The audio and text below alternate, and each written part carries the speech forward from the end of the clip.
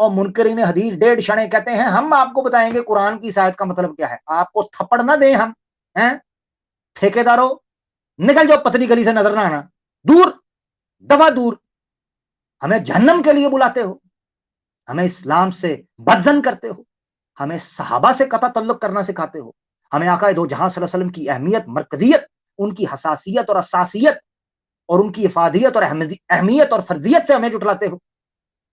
تو انو چانٹے نہ پھیریے ہیں, ڈیڑھ شنے اللہ کے حکم سے موجود ہیں, میرے آقا کی حرمت کے لیے موجود ہیں, میرے آقا کی شان کے لیے موجود ہیں, آپ کے قدموں سے لگی ہوئی مٹی کے ذروں کی حفاظت کے لیے موجود ہیں. تو میری ساری گفتگو کا محور, مرکز, منبع اور مصدر, مشتق اور مخرج سارے کا سارا یہی ٹاپک رہے گا. انکار حدیث کیوں کر الہاد کی طرف جاتا ایک دھندلا, ایک گدلا, ظلمات سے اٹا ہوا, سیاہکاریوں سے بٹا ہوا ایک رستہ ہے جو بالآخر مسلمان کو ملحد بنا دیتا ہے. مگر اس سے پہلے کہ میں وہ نقشہ کھینچوں, قرآن کی ایک آیت اور ایک پیسج میں آپ کے سامنے رکھنا چاہتا ہوں. یقین کریں مسلمان اگر اس پیسج کو غور سے پڑھ لیں ان کی آنکھیں کھل جائیں گی. گو کہ بارہا جگہ آپ کے سامنے سے یہ چیز گزری ہوئی ہے, ہاں بارہا جگہ پر.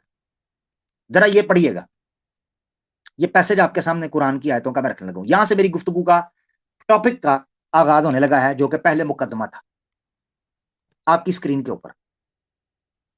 سورہ بقرہ آیت 8 فوکس ہے, مگر اس کو آگے تک لے کے چلیں گے. آپ نے اس نقشے کو سامنے رکھنا ہے اور منکر حدیث اور منکر سنہ کی سائیکالوجی کو سامنے رکھ کر آپ نے دیکھنا ہے. اللہ تعالیٰ فرماتے ہیں سورہ بقرہ کی آیت 8 میں, بہت امپورٹنٹ آیت ہے, توجہ کرنی ہے. آپ نے آج سے پہلے اس کو اس نوعیت سے نہیں دیکھا ہوگا, مجھے امید ہے آج سے پہلے آپ نے اس نوعیت سے اس کو نہیں دیکھا ہوگا. آیت کو دیکھیں. اللہ تعالیٰ فرماتے ہیں اعوذ باللہ من الشیطان الرجیم وَمِنَ النَّاسِ مَن يَقُولُ آمَنَّا بِاللَّهِ وَبِالْيَوْمِ الْآخِرِ وَمَا هُمْ بِمُؤْمِنِينَ. یہاں میں نے ایک کوسچن مارک ڈالا ہوا ہے, کوسچن مارک. وہ کس جگہ پر ڈالا ہے؟ باللہ کے بعد, آمنا باللہ وبالیوم الآخر کے درمیان. یہاں ایک چیز مسنگ ہے, ایک چیز مسنگ ہے. آمنا باللہ وبرسولہ یا وبالرسول, یعنی آپ پر ایمان لانے والوں میں سے کچھ لوگ ایسے ہیں جو اللہ پر ایمان رکھنے کا کہتے ہیں اور آخرت پر, بیچ میں رسول غائب ہے.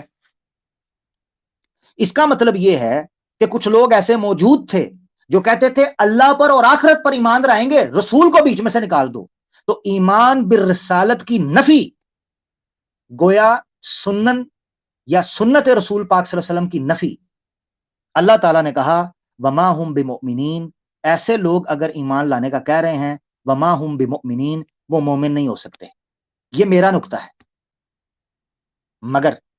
مگر اس کا ایک اور معنی بھی ہے. ایک اور مطلب یہ ہے کہ وہ زبانی کلامی یہ چیز کہا کرتے تھے, زبانی کلامی. یہ نقطہ بھی نکل سکتا ہے. منافقین تھے, منہ سے کہا کرتے تھے ہم اللہ پر, اللہ کے رسول پر, آخرت پر ایمان لے کر آئے. جیسے سورہ منافقین کے شروع میں آیا ہے کہ منافق جب آپ کے پاس آتے ہیں کہتے ہیں ہم گواہی دیتے ہیں کہ انک رسول اللہ, کہ آپ اللہ کے رسول ہیں. منافقین بھی گواہی دیتے تھے, ٹھیک ہے. تو ایک دوسرا نقطہ جو ہے وہ جہاں سے نکلتا ہے وہ یہ ہے کہ منہ سے کہتے تھے, دل سے نہیں کہتے تھے. تو اللہ نے کہا وما ہم بمؤمنین, وہ مومن نہیں. تو ایک نقطہ آج میں نے نکالا ہے کہ یہاں پر رسول مس ہے. تو اللہ نے کہا رسول مس ہے, وما ہم بمؤمنین, وہ مومن نہیں ہے. اس کی دلیل کیا ہے آگے آنے والی ہے. اب آپ نے توجہ کرنی ہے میری طرف. یہ ریفرنس آپ نے دیکھا, اس کو آپ نے آگے پڑھنا ہے. میں نے جب اسلام کو ترک کیا اور اسلام کو چھوڑ دیا اور ایگنوسٹک ہو کر الہاد کی وادیوں میں بھٹکتا رہا, اس دور میں سب سے پہلے جس چیز کا میں نے انکار کیا تھا ترتیب کے اعتبار سے, وہ انکار بالرسالت اور انکار بالنبوہ تھا. یعنی میرا ماننا یہ تھا کہ نبیوں پر ایمان لانا یا نبیوں کو ماننا یہ کوئی ضروری نہیں ہے. جب آپ نبیوں کو نہیں مانتے یا نبیوں پر ایمان نہیں لاتے تو سنتوں کی احادیث کی کوئی ویلیو نہیں رہتی. ایک شخص اگر اللہ پر, آخرت پر اور اچھے کام کرتا ہے جو عام انسانوں کے ہاں ہیں, ہیومنزم, ہیومن رائٹس, ان کو فالو کرتا ہے, تو ٹھیک ہے وہ جنت میں جا سکتا ہے. میرا بھی یہی ماننا بنا تھا سب سے پہلے جب میں اسلام سے نکل رہا تھا. یعنی انکار بالرسالہ، انکار بالنبوہ، انکار بالسنن و انکار بالاحادیث الثابتہ من رسول اللہ صلی اللہ علیہ وسلم، یعنی وہ ثابت حدیثیں جو اللہ کے رسول سے ثابت ہیں. ٹھیک ہو گیا. مگر آپ کو میں نے کہا تھا پورا پیسج پڑھنا ہے، واپس آ جائیں. اب اس پیسج کو آپ نے پڑھنا ہے. تو جو لوگ کہہ رہے تھے کہ اللہ پر اور آخرت پر ایمان رکھتے ہیں، رسول ان سے کہہ دیں کہ یہ ایمان والے نہیں ہیں. اللہ ایمان والے نہیں ہیں، اس کی وجہ کیا ہے؟ اللہ تعالیٰ نے آگے بیان کیا آیت نمبر 9 میں، یخادعون اللہ والذین آمنوا. اب آپ نے منکرین حدیث کو سامنے رکھنا ہے، جو اپنے آپ کو مسلمان کہہ کر، مومن کہہ کر ہمارے اندر گھسڑتے ہیں اور شک کے بیج بوتے ہیں، اور اس نقشے کو رکھیے سامنے. اللہ تعالیٰ فرماتا ہے یخادعون اللہ والذین آمنوا، اللہ کے رسول یہ منہ سے تو کہہ رہے ہیں کہ ہم ایمان لے آئے، مگر اللہ تو جانتا ہے نا کہ ان کے دل میں کیا ہے. یہ تو اللہ کو اور ایمان والوں کو دھوکہ دینا چاہتے ہیں، مگر حقیقت میں وما یخدعون الا انفسهم وما یشعرون، حقیقت میں دھوکہ بیوقوف خود کو دیے ہوئے ہیں. وما یشعرون، مگر ان کو شعور ہی نہیں ہے، ان کو پتہ ہی نہیں ہے کہ وہ خود کو دھوکہ دے رہے ہیں. آگے دیکھیں کیا وجہ ہے اللہ کہ ان کو پتہ ہی نہیں چل رہا، ان کو سمجھ ہی نہیں آ رہی کہ وہ مومنوں اور اللہ کو دھوکہ دینے کے بجائے خود کو دھوکہ دے رہے ہیں. تو اللہ نے آیت 10 میں کہا اس کی وجہ یہ ہے کہ فی قلوبہم مرض، ان کے دل میں شیطان تھا، مرض تھا، نفاق تھا، فسق تھا، جھوٹ تھا، دھوکہ تھا. تو فزادہم اللہ مرضا، تو اللہ نے کہا اگر باز نہیں آتے تو چلو بھگتو. وَلَهُمْ عَذَابٌ علیم، یہ تو دنیا میں بھگتیں گے مگر آخرت میں آنا میرے پاس ہے، تو میرے پاس تو پھر دردناک عذاب ہے. بما کانوا یکذبون، مگر وہ میرا شوق نہیں ہے کہ میں چاہتا ہوں ان کو عذاب دوں. بما کانوا یکذبون، یہ تھے ڈیڑھ شنے جٹلاتے تھے اللہ کی آیتوں کو اور اللہ کے رسول کی سنتوں کو. اور آیت نمبر 11 میں اللہ نے کہا کہ بات صرف اتنی ہوتی تو معاملہ ختم ہو جاتا. مسئلہ تو یہ تھا کہ ان سے کہا جاتا تھا لا تفسدوا فی الارض قالوا انما نحن مصلحون. اتنے ڈیڑھ شانے تھے کہ جب کہا جاتا تھا کہ مسلمانوں میں فساد مت پھیلاؤ، دنیا میں شک اور شبے کے بیج مت ڈالو، تو کہتے تھے نہ ہم تو اصلاح کرنے والے ہیں. یاد آیا ریفارمرز، اصل اسلام ہمارے پاس ہے، مسلمان تو بھٹکے ہوئے ہیں، اسلام کی بدنامی کروا رہے ہیں. نحنو مسلحون، ہم سے پوچھو وائی اسلام از بیسٹ، ہم سے پوچھو کہ اسلام حقیقت میں کیا ہے.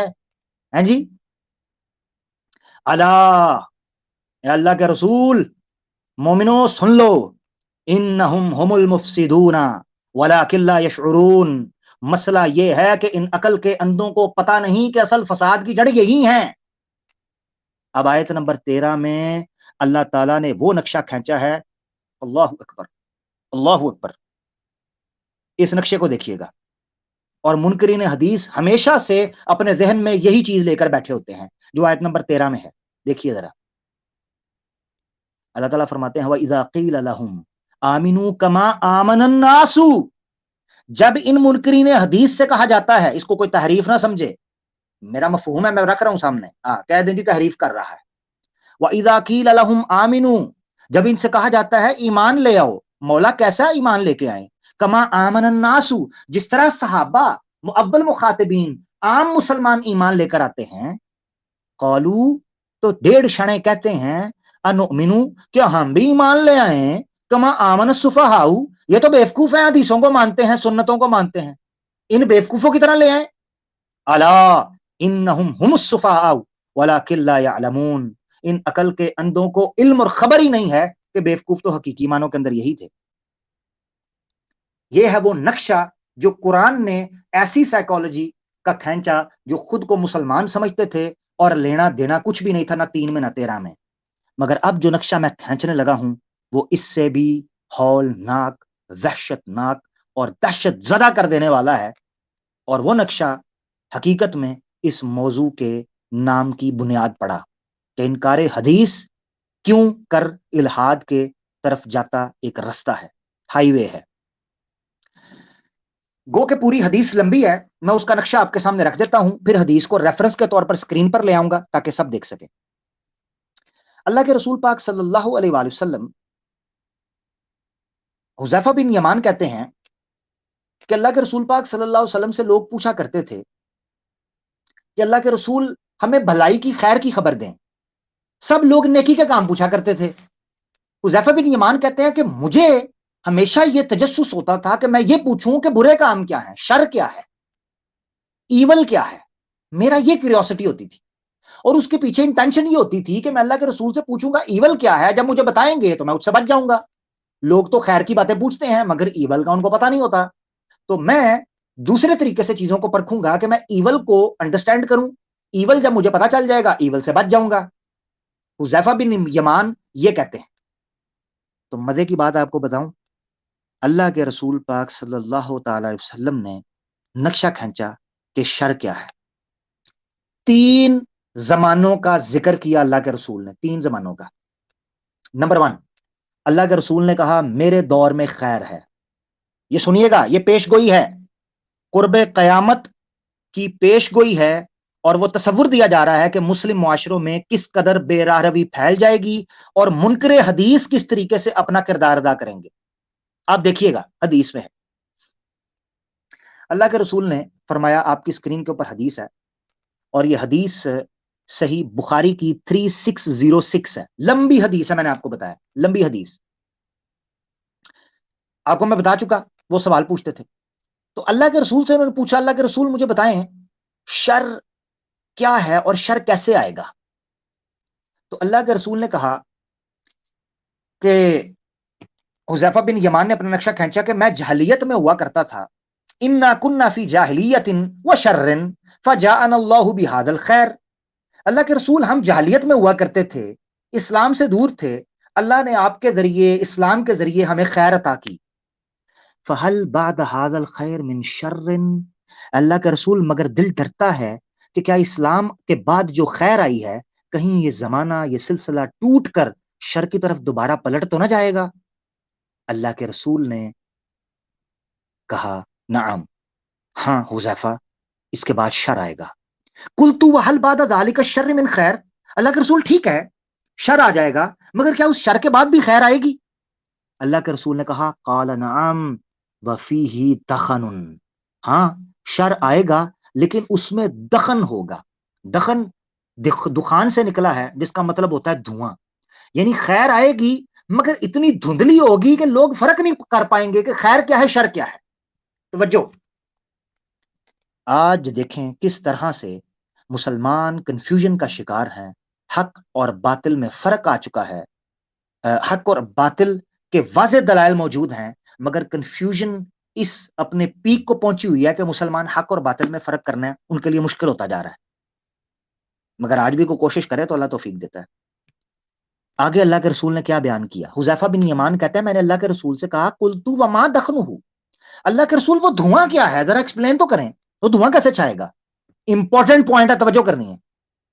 اللہ کے رسول نے کہا قوم, ایک ایسی قوم آئے گی, یہدون بغیر ہدی, بغیر ہدی, ایسی قوم آئے گی جو میری سنت, میرے طریقے اور میرے دیے ہوئی ہدایت اور رستے کے برخلاف چلے گی. تو تعرف منہم وتنکر, تو وہ بھٹکنا شروع ہو جائے گی, کبھی اچھے کام کرے گی کبھی برے کام کرے گی. کیوں؟ کیونکہ جو طریقہ اللہ کے رسول نے دیا تھا اس طریقے سے ہٹ جائیں گے, اپنی من مرضی سے دین اسلام کو سمجھنے کی کوشش کریں گے. اللہ کے رسول نے کہا میرے دیے ہوئے طریقے سے وہ ہٹ جائیں گے. اوپر سے لیفٹ سائڈ کے اوپر یلو ہائی لائٹڈ پڑھیں, who will lead people according to principles other than my tradition. جو میری دی ہوئی ٹریڈیشن, حدیث, سنت اور ہدایت کے طریقے سے ہٹ کر چیزوں کو لے کر چلیں گے, ان کو پچھاڑ دیا جائے گا, وہ ہٹ جائیں گے, ان کے آگے دھواں ہوگا. حذیفہ بن یمان نے کہا فہل بعد ذلک الخیر من شر. اللہ کے رسول ٹھیک ہے یہ تو ہو گیا, اب اس کے بعد بتائیں اس کے بعد کیا ہوگا, کیا اس کے بعد خیر آئے گی, شر آئے گا اس خیر کے بعد. اللہ کے رسول نے کہا نعم, اس کے بعد ایک ایسا شر آئے گا کہ جس میں دعات الی ابواب جہنم, یہ وہ رستہ ہوگا, انکار حدیث گریجولی اس رستے پر آپ کو لے کر جائے گا کہ ایسے سپیکرز, ایسے جناب یوٹیوبرز اور ایسے جناب ریفارمرز, دعات الی ابواب جہنم, جو جہنم کے رستوں کی طرف بلانے والے ہوں گے. من اجابہم الیہا فقد فدقوا فیہا اور جو ان کو ان کی باتوں کو سنے گا، لبیک کہے گا، ان کو مانے گا، اس کو جہنم میں پھینکتے چلے جائیں گے. قلت یا رسول اللہ صلی اللہ علیہ وسلم، اللہ کے رسول صفہم لنا، اللہ کے رسول تھوڑا سا اور ایکسپلین کریں ان کی نشانی، وہ کیسے ہوں گے، دکھتے کیسے ہوں گے؟ اللہ اکبر، اللہ اکبر. منکرین حدیث کے دو سینگ پیچھے دم نہیں ہوتی. اللہ کے رسول نے کہا ہم من جلدتنا ویتکلمون السنتنا، سوری، اللہ کے رسول نے کہا ہم من جلدتنا وتکلمون بالسنتنا، اور وہ دکھنے میں ہماری طرح ہی ہوں گے اور ہماری ہی ٹرمنالوجیز میں بات کریں گے. قرآن قرآن قرآن، اسلام کی عزت، اسلام کا احترام. ہم جناب اسلام کو بچانے آئے ہیں، ہم سپر ہیروز ہیں. حدیث کو نکرے کھڈے لین لگاؤ، اسلام کا حقیقی دفاع تو ہم کریں گے، مسلمان تو بدنام کر رہے ہیں. یہ چپڑ گنجو آ جائیں گے بیچ میں، تو کہاں کے دعات ہوں گے؟ ابواب جہنم. تو اللہ کے رسول سے حذیفہ بن یمان ڈر گئے کہ یار دکھنے میں بھی ہماری طرح ہوں گے، باتیں بھی ہم اسلام کی کر رہے ہوں گے. تو اللہ کے رسول فما تأمرنی ان ادرکنی، اللہ کے رسول مجھے تھوڑا سا بتا دیں کہ اگر میں ان کو ملا تو میں کس طریقے سے بچوں، کیسے کروں؟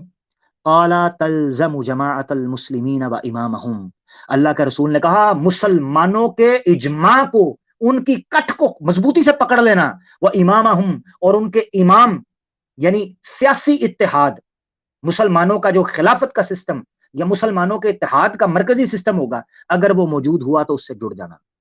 حذیفہ بن یمان کہنے لگے فَإِن لَّمْ يَكُن لَّهُ جَمَاعَةٌ وَلَا إِمَامٌ، اللہ کے رسول آخر میں ایسا ٹائم آ جائے گا کہ ہو سکتا ہے مسلمانوں کا اکٹھ ہی نہ ہو، مسلمانوں کا کوئی متفق کا متحدہ مرکزی امام نہ ہو، تو کیا کروں؟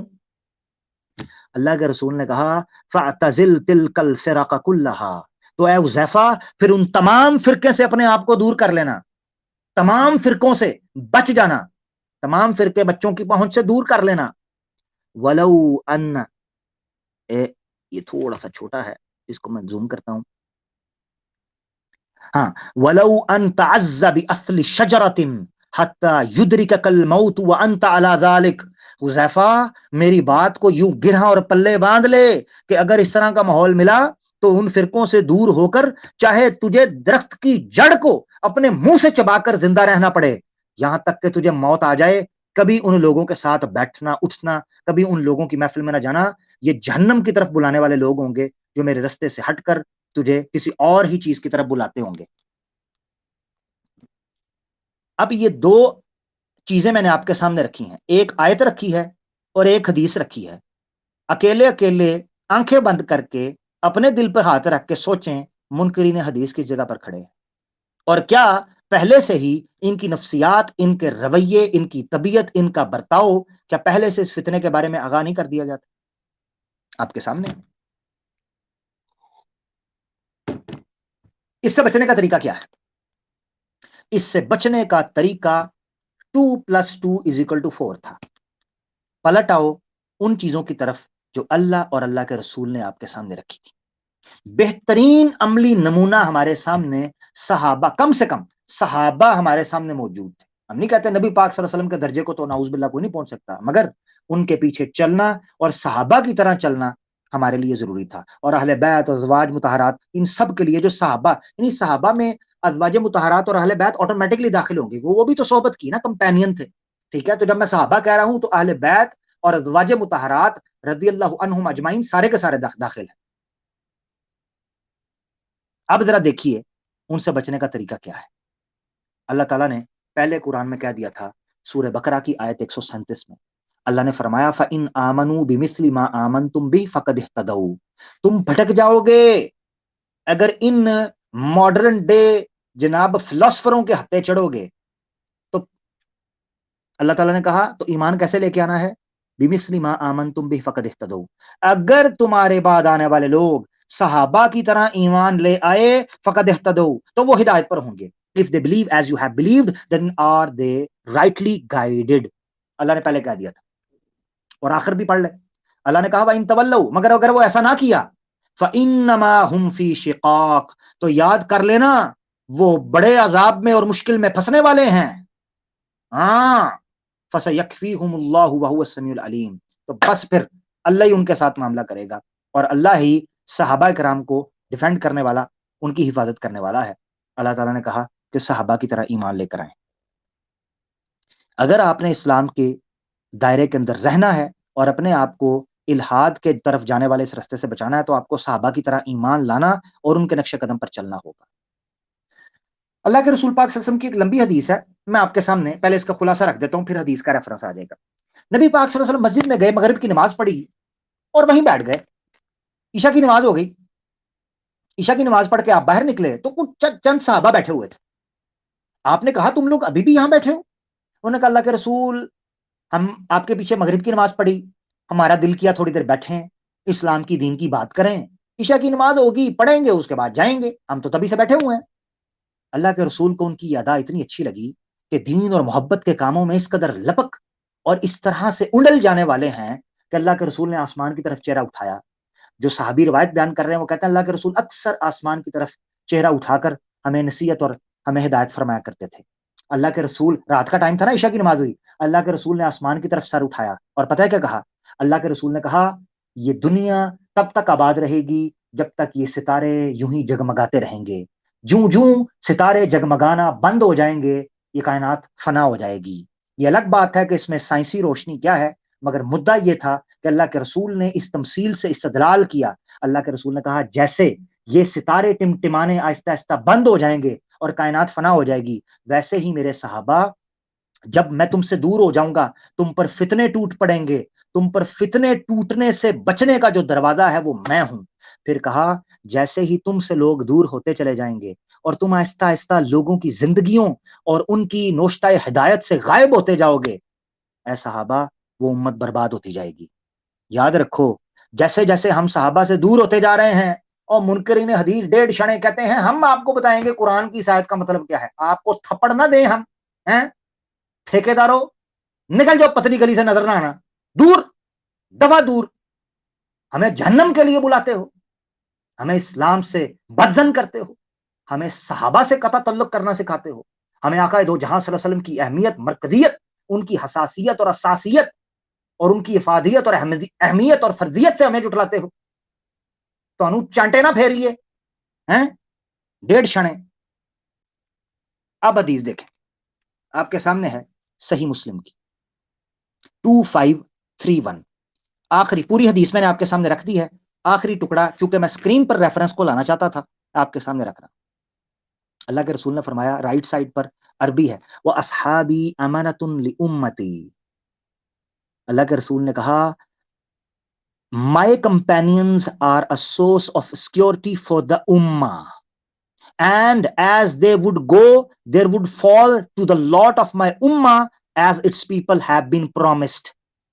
اللہ کے رسول نے کہا جب میرے صحابہ اس امت سے دور ہوتے جائیں گے اور میری امت ان صحابہ کو بھولتی چلی جائے گی، یقین کرو جو حصار اور امیونٹی اور شیلڈ اور ایک گائیڈ اور ایک گارڈ اللہ کے رسول پاک صلی اللہ علیہ وسلم کے صحابہ کے سیرت اور ان کے طریقے پر چلنے کی وجہ سے ہمارے اوپر لگا ہوا تھا وہ ختم ہو جائے گا۔ یہ صحیح مسلم کی حدیث میں نے آپ کے سامنے رکھی۔ آگے بڑھتے ہیں۔ یاد رکھیں مسلمانوں کے لیے سب سے بڑی چیز اتفاق اور اتحاد ہے۔ اگر مسلمان اتفاق اور اتحاد کی طرف پلٹ آئیں، یقین کریں مسلمانوں کی طاقت تگنی چگنی ہو جائے گی اور ان کو کوئی توڑ نہیں سکے گا اور اسلام کے غلبے کو روک نہیں سکے گا۔ یہی وجہ ہے کہ دشمنان اسلام نے ہمیشہ سے مختلف ہیلوں بہانوں سے مسلمانوں میں داخلی اور خارجی انتشار یعنی external internal disputes and conflicts اور فائٹس کو کنفیوژنس کو جگہ دی ہے، اور اللہ کے رسول پاک صلی اللہ علیہ وسلم یہی چاہتے تھے کہ مسلمان جب تک متفق اور ایک پوائنٹ آف سینٹرلائزیشن کی طرف رہیں گے ان کو کوئی خراب نہیں کر سکتا۔ یہی وجہ ہے کہ مومنین کے رستے کو اللہ تعالیٰ نے اتنی اہمیت دی۔ قرآن میں اللہ تعالیٰ فرماتے ہیں آپ کے سامنے سورہ نساء کی آیت 115، اللہ تعالیٰ فرماتے ہیں وَمَن يُشَاقِقِ الرَّسُولَ مِن بَعْدِ مَا تَبَيَّنَ لَهُ الْهُدَىٰ، جس نے اللہ کے رسول کو خلاف ورزی کی اور دکھ دیا بعد اس کے کہ اس کو پتہ چل گیا کہ ہدایت آ چکی ہے۔ ہائے ہائے، اللہ کے رسول کب ناراض ہوتے تھے؟ جب اللہ کے رسول کی دی ہوئی ہدایات پر لوگ عمل نہیں کرتے تھے۔ وَيَتَّبِعْ غَيْرَ سَبِيلِ الْمُؤْمِنِينَ، اور مومنوں کے رستے سے ہٹ کر اپنا ہی رستہ ایجاد کرنے کی کوشش کرتے تھے کہ ہمیں کوئی ضرورت نہیں سننا کی، ہمیں کوئی ضرورت نہیں حدیث کی. امت مسلمہ کا اجماع اور کٹ تھا اس چیز کے اوپر کہ قرآن کے بعد آئینی اور تشریعی حیثیت میں کوئی دوسرے درجے کی دلیل ہے وہ قرآن اور سننا ہے، سننا اور حدیث ہے. تو اللہ تعالیٰ فرماتے ہیں جو مومنین کے رستے سے ہٹ گیا، نولیہ ما تولا ونصلیہ جہنم وساءت مصیرا، تو پھر ٹھیک ہے جس رستے کو تم نے اپنا لیا ہے منکرین حدیث، جاؤ تمہیں اسی رستے پر ڈال دیا گیا ہے. ہاں یہ ہے کہ وہ رستہ کہاں جاتا ہے مولا، ونصلیہ جہنم، وہ رستہ اس جہنم کے گڑھے میں گرتا ہے، اساءت مصیرا، جو بڑی خطرناک جگہ ہے، بہت خطرناک جگہ ہے، یہ ادھر گرتا ہے. اسی بنیاد پر میں نے کہا تھا انکار حدیث آر روڈ ٹو ایتھزم، جو انکار حدیث کرنے چلے گا مسلمانوں کے اجماع سے اور مسلمانوں کے کٹ کے رستے سے ہٹنے کی کوشش کرے گا، تباہی بربادی اس کی آخرت اس کا مقدر بن جائے گی.